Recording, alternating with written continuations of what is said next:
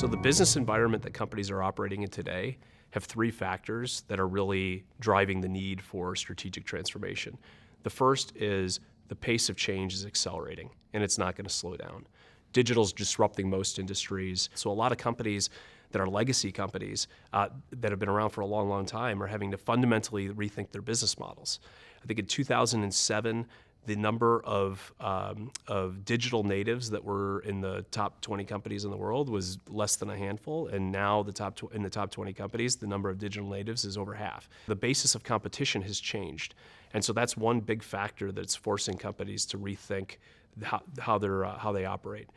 The second is we're operating in a world where the winner takes all. So if you look at economic profit generated across the globe, across all companies, the top 20% of companies capture 90% of the economic profit.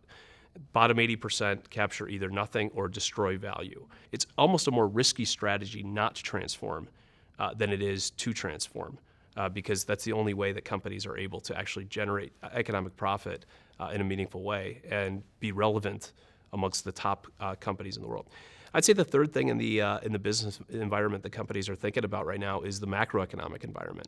We're in the 10th year of expansion in the U.S., and I think companies are starting to think about looking at different macroeconomic scenarios and saying, depending on where those things go, how do I think about my business in light of those different scenarios? So when companies think about their resilience in the context of a strategic transformation, one approach we see work well is, number one is they have to understand what are the scenarios out there that could occur.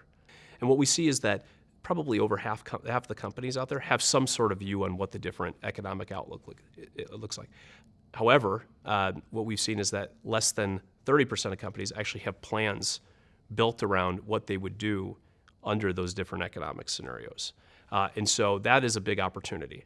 In the context of transformation, one of the things that they should be thinking about is what if different scenarios play out, and does their transformation recipe acknowledge different scenarios that could occur?